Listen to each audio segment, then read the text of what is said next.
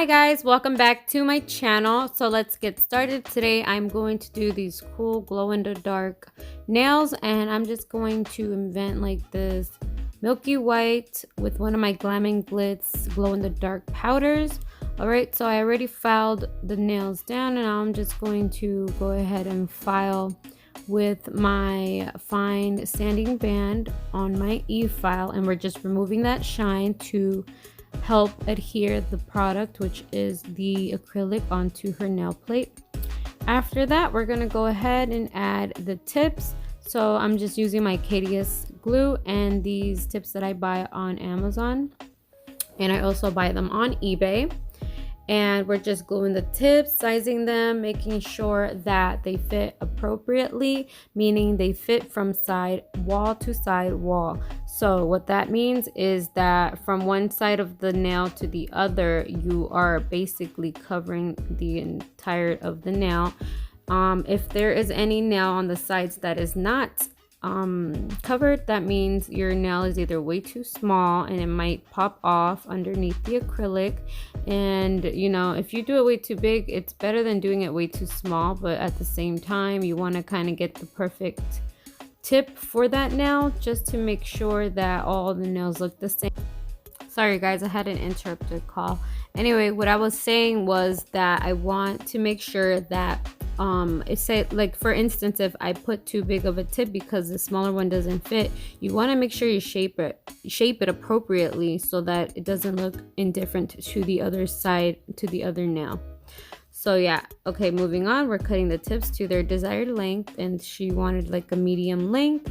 And we're just going to, I usually take the ring finger, and that's the one that I measure towards the every other one, and then I measure the ring finger to the middle to the pointer, and the thumb is a little tricky, so I just try to make it look as even to the others as I can, and then I just go to the other one and I guesstimate, meaning I guess and estimate the length, but I try to do it longer instead of shorter, because if it's longer, then I can always just go back and cut. If I cut it too short, then I will have to add another nail, take that one off, so it'll take off too much time. So you know, just to be careful, cut it longer than what you think it is, and that'll save you a lot of time.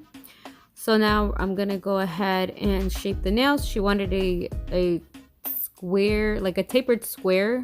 She didn't want a coffin. She got a coffin before, but she really likes the tapered square look. So we're just going to not clip the sides, and we're just going to take our 100 file and just shape the sides and even them out, get rid of any excess nail coming out, and you know, just making it look as square and tapered as possible to their liking.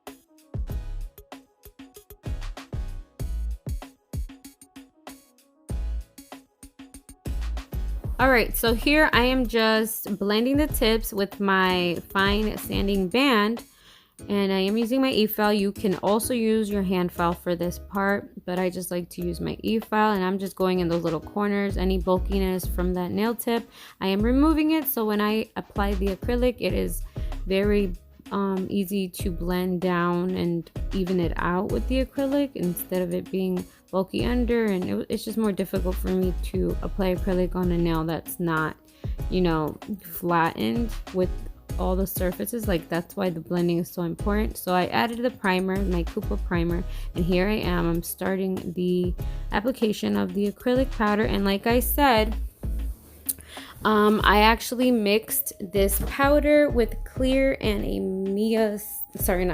with a Glam and Glitz glow in the dark. Let me walk into my nail room because I don't remember the color. So, oh my gosh, my arrow's on, my candles are in this room, I gotta turn it off. Anyway, the color that I used was Afterglow by Glam and Glitz, and this is their glow acrylic collection. So I just added that color and I mixed it with some clear acrylic, and I was trying to get a milky white, like an off-white, because that's what she wanted, and it worked out really good. So I do suggest you guys, if you want to try it that way, you can do that to dilute the color of the white. And we're just going ahead, and you know what guys, I forgot to mention, okay, I've had this brush for a while now, for maybe like a week or so, and this brush, this is just my feedback now in my review. Okay, so this is the number 20. Like I said, I jumped from a number 10 alpha brush to this number 20, and I am absolutely in love with this brush. I don't know why it took so long to buy a bigger brush. Well, I do know why, they're not cheap. So I do suggest though that this is a great investment, and I do suggest that you guys go out and purchase a number 20. It's actually not as hard to use a bigger brush than a smaller brush. I actually find it rather like much easier, and it helps me work faster, more precise. I can get around the cuticle area and clean it up a lot easier, to be honest. And yeah, that's really all I wanted to share with you guys, my little feedback on how I'm loving the brush. So I am loving it.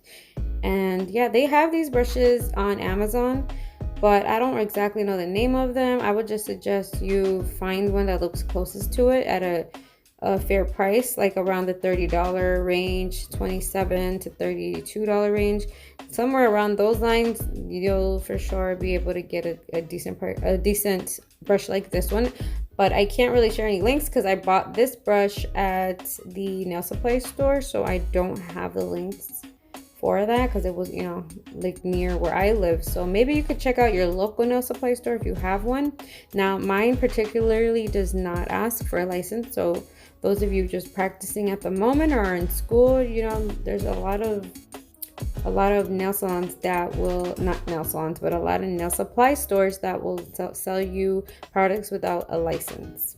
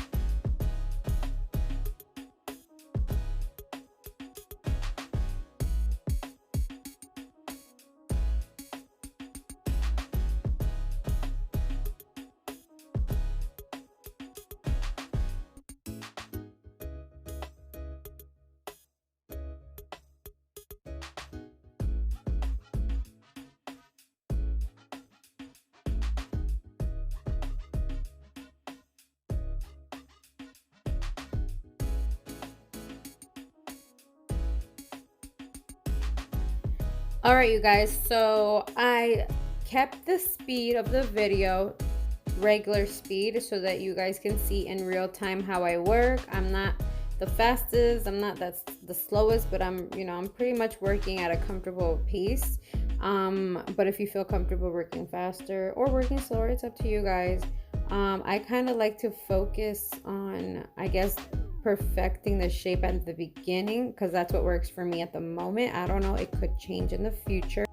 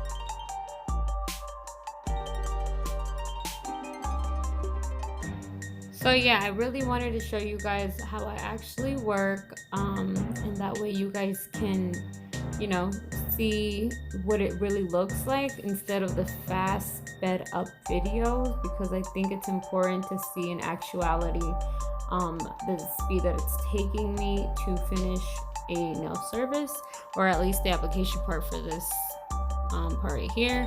But yeah, because if I leave the whole video, that video would be super long. But yeah, I think these nails took me an hour and 15 minutes to complete, and this is just one color. But at the same time, I worry about the perfection part. So maybe for those of you that are a little faster, then you probably will take like maybe 40 minutes, maybe 30 minutes. But yeah, for me, 1 hour and 15 minutes is basically regular for me.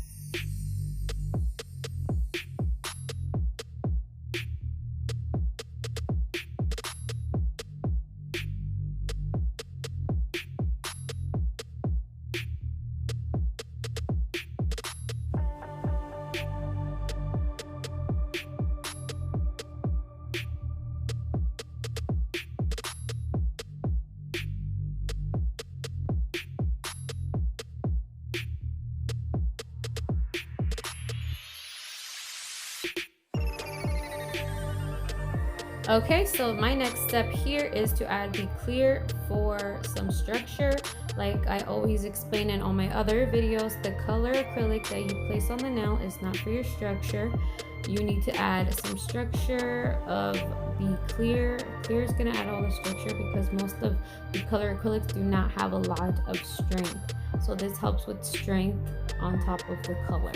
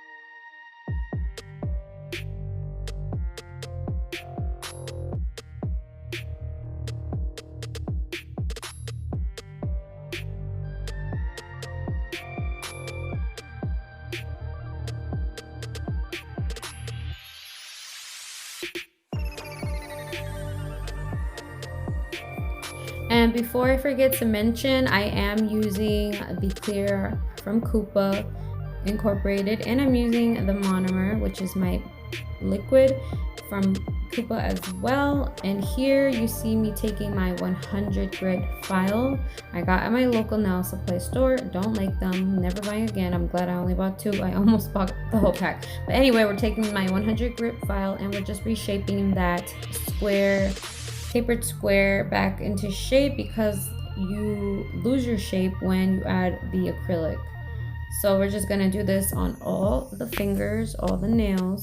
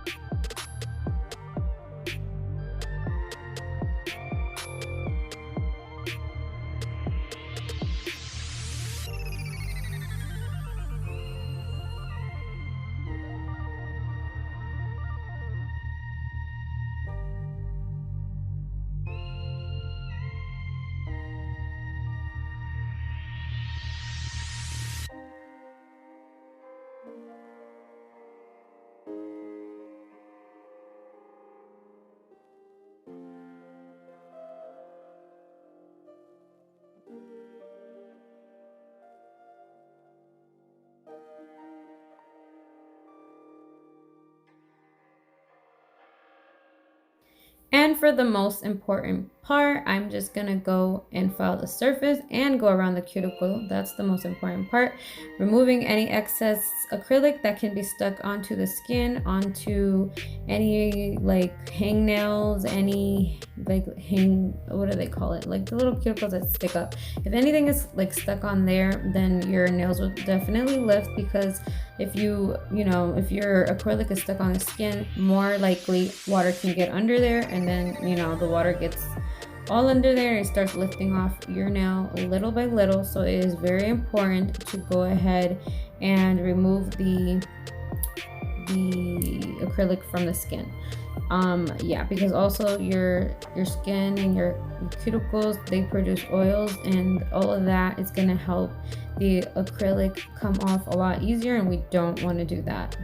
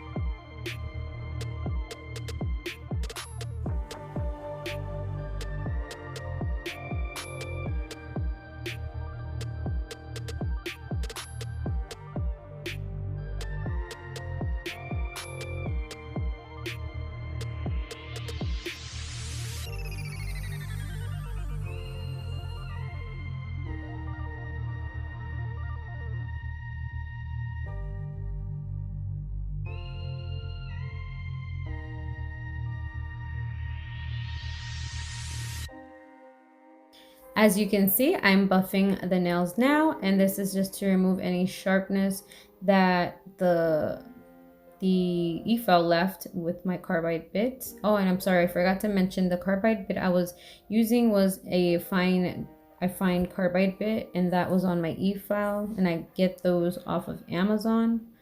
All right, so finishing touch, we are applying the gel. I did cleanse it right before with some alcohol so that I remove any dust before applying my top coat. And this top coat gel is non-wipe, and it is by D&D, and I get this at my local nail supply store for $5. And here I am applying my cuticle oil that I get off Sally's, and I actually add my own scent to it. So the essential oils that I buy to add to the oil is from TJ Maxx, Marshalls. You can get it at your local nail supply as well. All right, so now I'm adding a little bit of lotion, getting them ready for the pictures, and I'm gonna show you guys what it looks like before they glow, like in the daytime, in the daylight, and then after. So you kind of saw a little glimpse there. So here we go. I'll show you guys a better picture. Thank you guys so much for watching. Don't forget to like and subscribe. Bye.